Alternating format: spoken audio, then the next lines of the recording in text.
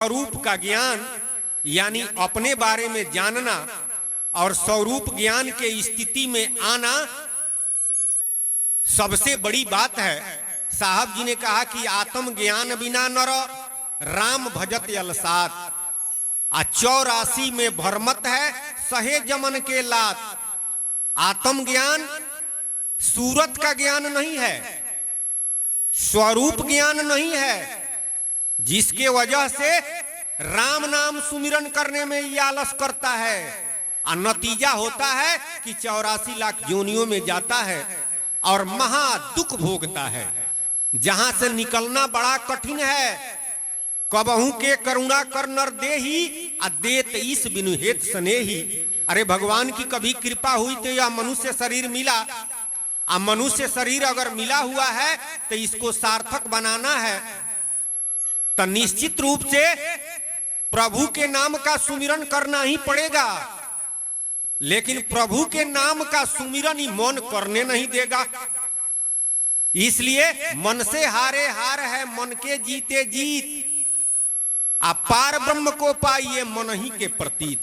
मन से हार गए तो हार गए, अब मन से जीत गए तो जीत गए। तो सारा दुनिया मन से हार गया। कौन इस संसार में मन से जीता? रागी त्यागी बागी, अब मन से जीव कहां ले भागी। रागी तो माया का रागी है, संसार में लिपायमान है। त्यागी लोग घर द्वार छोड़ करके जंगल और मठिया में चले गए, लेकिन सतराम बाबा कहते हैं कि वो मन से नहीं भागते हैं। कहां तक मन से भाग कर जाएंगे? अरे मनवे का रूप यह शरीर संसार है। जंगल में भाग कर गए तो जंगल माया नहीं है, अब मन माया दो एक है, माया मन ही समाय। तीन लोग संशय पड़े काहि कहो समझाए। माया मन ही में समाई हुई है, कहां निकल कर जाएंगे। तीसर का एगो बागी है, माया और ब्रह्म दोनों से बगावत किया है।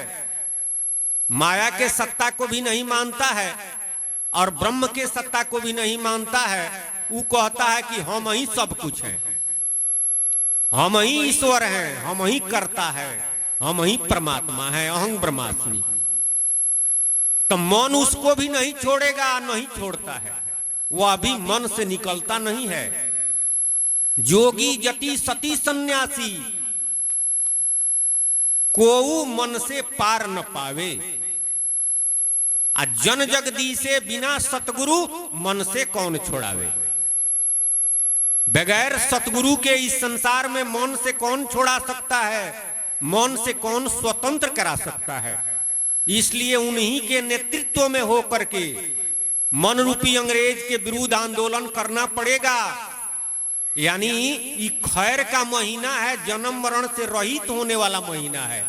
तो इस महीना में निश्चित रूप से शुरू करना चाहिए। क्या करना चाहिए? सुख आसन से बैठो, अब तुम आंख कान मुख बांधो, मेरू दंड सीधा करी राखो, जीभ तालू में साधो। करु रामे राम जपान, चाहे बूझे ना बूझे, अल्लाह को जाते श्मशान, चाहे सूझे ना सूझे।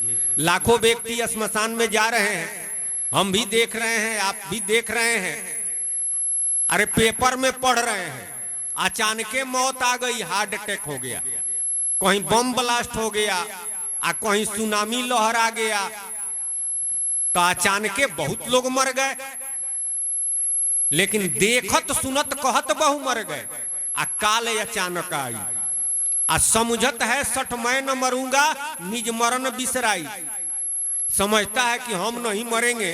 अरे सारा दुनिया इस संसार में जो जन्म लिया है, निश्चित रूप से अवधि है, वो समाप्त होइबे करेगा, जइबे करेगा। शरीर जिसने दिया है वह एक दिन ले लेगा।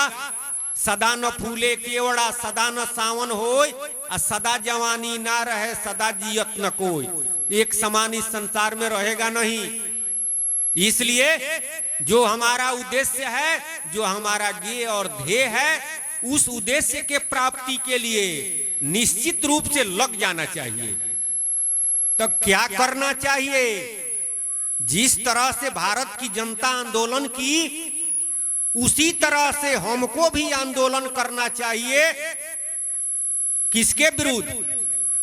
अरे अंग्रेजों के विरुद्ध आंदोलन हुआ तो अंग्रेज भाग गए। यहां अध्यात्म में मन के विरुद्ध, मन में अंग्रेज है, वही गुलाम बनाया हुआ है। ये जीव मालिक है लेकिन नौकर बन गया है, अपना अधिकार नहीं जानता है।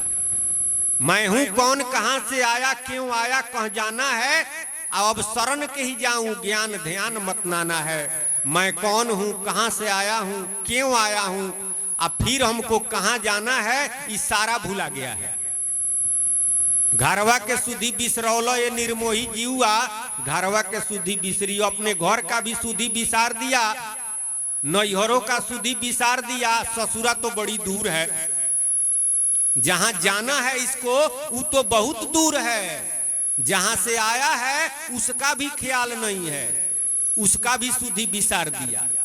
आई संसार तो है मेला, जग 2 दिन का मेला, फिर चला चली का खेला। 2 दिन का मेला है, फिर चला चली का खेला है, लेकिन भ्रम बस इसी को अपना घर हम समझ लिए हैं। अब मन रूपी अंग्रेज भरमा दिया है, मनवा भरमा दिया है कि संसर्वे साँच है, संसर्वे घर है। लेकिन ये भ्रम समाप्त तब होगा जब हम मन रूपी अंग्रेज के विरुद्ध आंदोलन करके स्वतंत्र हो जाएंगे, यानी हमें स्वरूप ज्ञान हो जाए, हम अपने जान जाएं कि हम कौन हैं। हम जीव हैं, शरीर नहीं है, इस शरीर में रहने वाले हैं। तब यह भ्रम समाप्त होगा और तब यह अधिकारी बनेगा परमात्मा के नाम का सुमिरन करने का। इसलिए कबीर साहब जी कहे कि संसार रूपी बाजार में खड़ा होकर के मैं सबका खैर मनाता हूं, यानी सबका जन्म मरण समाप्त हो जाए। अरे जन्म होगा तो सुख होगा, लेकिन सुख आता है तो निश्चित रूप से दुख भी आता है, दोनों लगा हुआ है। कोई कहे कि हमेशा सुखे रहेगा, ऐसा हो नहीं सकता है। हमेशा दुख भी नहीं रहेगा। सुख आया है तो एक दिन दुख भी आएगा, और दुख आया है तो एक दिन सुख भी आएगा। कोई व्यक्ति मर जाता है तो कुछ लोग आकर कहते हैं कि फलानवा बहुत अच्छा था, बहुत अच्छा था, इतना बढ़िया आदमी था, बड़ा दुख हो रहा है। कोई व्यक्ति आकर के कहता था नहीं नहीं तो बहुत खराब था, अरे मर गया तो बड़ा अच्छा हुआ, मर गया तो बड़ा अच्छा हुआ।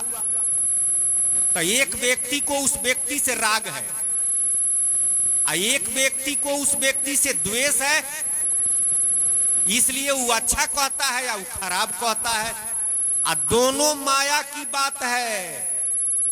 गुण उभय न देखहीं, देखहीं सो अविवेक। गोसाई जी कहते हैं कि विवेकी का काम नहीं है, यह काम अविवेकी का है। तो क्या करना चाहिए? अरे कोई मर जाता है तो खुशी मनाना चाहिए, खुशी नहीं मनाना चाहिए। तो क्या हमें दुख मनाना चाहिए? संतों के अनुसार दुख भी मत मनाइए। अरे दुख मनाएंगे तो दुख से मृत्यु और खुशी से जन्म, यही दोनों दुख का सबसे बड़ा दुख है। मत राग करिए, मत त्याग करिए, खुशी मत मनाइए तो दुख भी मत मनाइए। क्या करिए? सत्संग करिए, ये दोनों से परे है। सत्संग न राग है न त्याग है, न अच्छा है न खराब है, इसमें न दोस्ती है न बैर है, ये दोनों से परे की बात है, यानी जन्म मरण छोड़ाने वाला है। तो उपाय वही है कि सुख आसन से बैठो अब तुम, आंख कान मुख बांधो।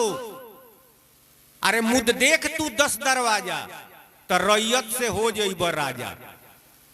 10 दरवाजा मुद करके देखिए, साहब जी ने कहा कि रैयत से राजा बन जाएंगे, यानी जो आप गुलाम बने हुए हैं तो स्वतंत्र हो जाएंगे। और जब स्वतंत्र हो जाएंगे तब राम नाम का सुमिरन, इस संसार से पार जाने का जो उपाय है, भवसागर से पार जाने का जो उपाय है, एकमात्र राम नाम का सुमिरन ही है।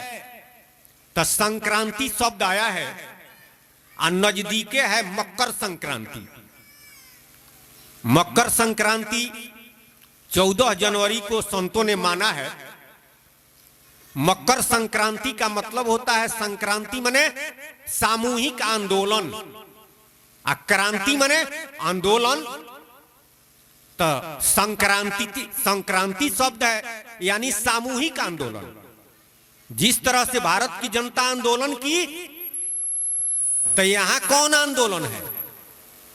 संक्रांति का मतलब है सामूहिक आंदोलन, और मकर का मतलब है मौ जोड़ अ, मौ में जब हलंत करेंगे तो उसका माने होता है जीव, और अ माने सूरत, यानी जीव सूरत युक्त है। और कर माने करना, सूरत करने का अधिकारी होता है मकर को। कब? जब आंदोलन करके यह स्वतंत्र हो जाता है तब। यह आंदोलन करके स्वतंत्र हो जाता है तब सूरत करने का यह अधिकारी होता है मकर को। तो सामूहिक आंदोलन संतों का मकर संक्रांति के दिन से शुरू होता है, और वैसे व्यक्तिगत भी है। जब चाहे तब आप करें, 12 महीना करें, लेकिन शुरू उसी दिन से करते हैं। लेकिन उसके लिए तैयारी पहले ही से होना चाहिए। जैसे युद्ध के मैदान में कोई सैनिक जाता है तो ट्रेनिंग पहले लिए रहता है कि बिना ट्रेनिंग के लड़ाई में चला जाता है, मारा जाएगा। उसके लिए ट्रेनिंग पहले से होता है। तो खरमास, जिसको संतों ने खैर मास कहा, तो पूरा इस महीना में ट्रेनिंग होता है। यानी जो साधन करना है, सुख आसन से बैठ करके उस साधन को करता है, तो निश्चित रूप से मकर संक्रांति के दिन महाराज जी सतराम बाबा कई गो उदाहरण दिए। एगो उदाहरण दिए कि जब अंग्रेजों का राज था, तो यहां भारत में जो शासन चलता था वह इंग्लैंड से चलता था। वहां के राजा के प्रतिनिधि भारत वर्ष पर राज करते थे, जिसे वायसराय कहा जाता था। साल में एक दिन बड़का जेल में, छोटका जेल में नहीं, बड़ा जेल में वो जाते थे।